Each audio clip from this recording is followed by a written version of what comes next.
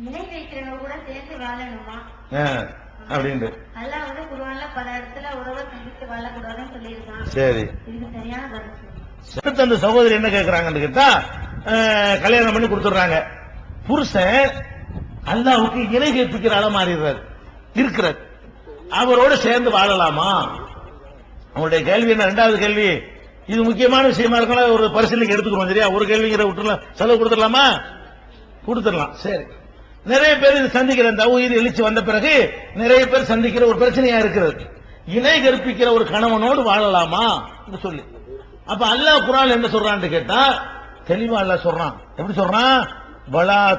வலா தன்கிஹுல் முஸ்ரிகாத், இணை கற்பிக்கிற பெண்களை நீங்கள் மணமுடிக்காதீர்கள். ஆம்பளைகளுக்கு கட்டளை, பெண்களுக்கு அல்ல என்ன கட்டளைறான்?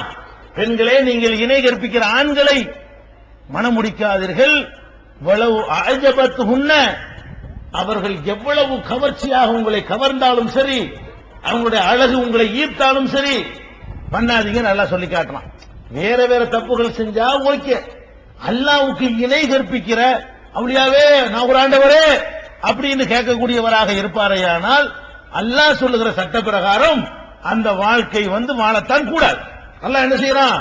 அவன் இணை கற்பிக்கிறத மத்தெல்லாம் ஓகே, பிதத் பண்றதா கத்தமுறாரு பாத்தியா ஒரு சேர்த்து தொழில் கொண்டுலாம். அல்லாஹ்வுக்கு இணை கற்பிக்கிறது இருக்குமேயானால் அது வந்து அந்த வாழ்வதற்கு ஏற்ற ஒரு இது இல்ல. குர்ஆன்ல தெளிவான கட்டளை இருக்கிறது. அதே நேரத்தில் இஸ்லாம் வந்து கல்லானாலும் கணவன், புல்லானாலும் புருஷன், திருமணம்டா முடிஞ்சா முடிஞ்சதுதான், அப்புறமேல் பரிசீலனைக்கு இடம் இல்ல அப்படின்னு சொல்ற மார்க்கம்லாம் இஸ்லாம் கிடையாது. மார்க்கத்திற்காக வேண்டி, கொள்கைக்காக வேண்டி, இல்லற வாழ்க்கைக்காக வேண்டி எல்லாம் அதை மாற்றிக் கொள்ளலாம் என்பதுதான் இஸ்லாமிய மார்க்கம். ஆனா நம்ம உண்டாக்கி வச்சுக்கிற டௌரி மாதிரி பிரச்சனையினால கஷ்டம். இரண்டாவது வாழ்க்கை கிடைக்கிறது கஷ்டம். மார்க்கத்தின் சட்டம் அதுதான், அதுல எந்த விதமான மாற்று கருத்தும் கிடையாது.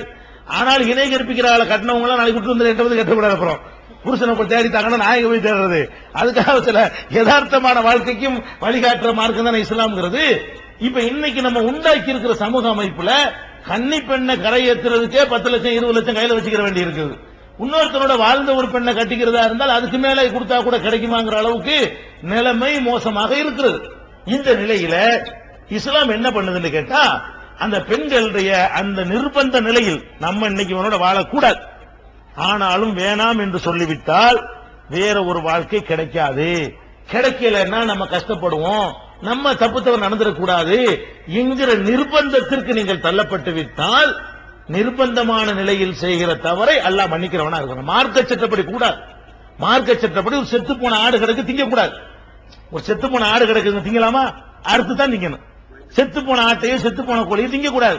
எனக்கு பசிக்குது, ஒரு நாள் எதுவுமே கிடைக்கல, பிச்சை கேட்டு பதம் தரல, அன்பளிப்பு கேட்டு பதம் தரல, நான் இப்ப சாப்பிடலாம் தாங்க முடியாது, ஒரு நாள் ஃபுல்லா சாப்பாடா கிடைக்கல. இப்ப எனக்கு மட்டும் திங்கலாம், நீங்க எல்லாம் திங்க கூடாது. நான் அந்த கண்டிஷன்ல இருந்தா என்ன செய்யலாம்? செத்து போயிடக்கூடாதுல. அதுக்காக வேண்டி அந்த செத்து போன ஆட்டை என்ன செய்யலாம்? சுட்டு வறுத்து எப்படி வேணாலும் பிரியாணி கூட திண்டு போயிடலாம். அல்லாஹ் கேட்க மாட்டான். இது குர்ஆன்ல சொல்றான், ஃபமன் இல்துர்ர கைர பாகின் வல ஆதின், எவன் நிர்பந்தத்திற்கு உள்ளாக்கப்பட்டு விடுகிறானோ ஃபலா இஸ்ம அலைஹி, அவன் மீது குற்றம் இல்லை. இப்ப வந்து அந்த பெண்கள் தீர்மானிக்கணும், நம்ம இதை இவன் இணை கற்பிக்கிறான், இவனோடு வாழ்ந்தால் நம்ம பெரிய தப்புலாம் நடந்து கொண்டிருக்கிறது, இதை விட்டுட்டோம்னு சொன்னா இன்னொரு வாழ்க்கை கிடைக்குமா? கிடைக்காட்டி நம்மால் வந்து தவறு செய்யாமல் கண்ட்ரோலா காலமெல்லாம் இருந்த இயலுமா? அல்ல தப்பு ஏதாவது செஞ்சிருவோமா அப்படின்னு சொல்லி எடை போட்டு பார்த்து முடியாது, நமக்கு ஒரு சேஃப்டி வேணும் அப்படின்னு அந்த பெண் உணர்ந்தால் அவங்க என்ன பண்ணலாம்?